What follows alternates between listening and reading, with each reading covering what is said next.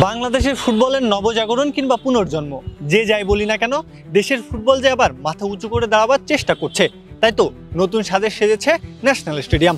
একটা সময় ছিল বাংলাদেশ ফুটবল নিয়ে উন্মাদনা কিংবা উচ্ছ্বাসের কমতি ছিল না। গ্যালারি ভর্তি দর্শক আর মাঠে ফুটবলের কারুকার্য। কিছুদিন আগে এসব কথা যেন ছিল এক রূপকথার গল্প। তবে বর্তমানটা সেই হারানো ফুটবলের জৌলুস ফিরিয়ে আনছে।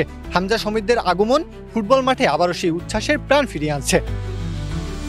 ন্যাশনাল স্টেডিয়াম যাত্রাটা শুরু করেছিল 1954 সালে। তবে ফুটবল নয়, ব্যাট বলের লড়াইয়ের মঞ্চ হিসেবে তৈরি হয়েছিল এই স্টেডিয়াম। পরবর্তীতে মিরপুরে স্থাপিত হয় শেরেবাংলা ন্যাশনাল স্টেডিয়াম। 2005 সালে সেটি যাত্রা শুরু করলে ক্রিকেট স্থানান্তরিত হয় সেখানে। এরপর রূপ বদলে এটি পরিণত হয় ফুটবল সহ বিভিন্ন অ্যাথলেটের ময়দান হিসেবে।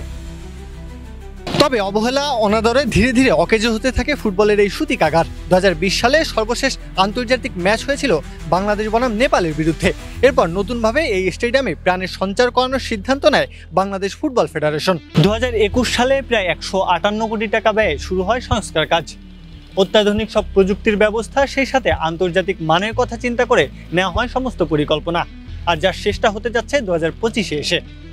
দৃষ্টিনন্দন গ্যালারি, উন্নত মানের প্রযুক্তির ছোঁয়ায় ন্যাশনাল স্টেডিয়ামের সবুজ গালিচা আজ নতুন রঙে সেজেছে।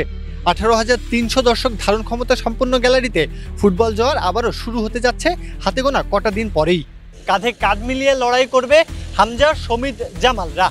দূরপাল্লার একটা শট যখন নেট ভেদ করবে, গ্যালারিতে থাকা দর্শকরা উল্লাস ধ্বনিতে জন্ম দেবে নতুন ইতিহাসের। আবারও পুনর্জন্ম লাভ করবে বাংলাদেশের ফুটবল।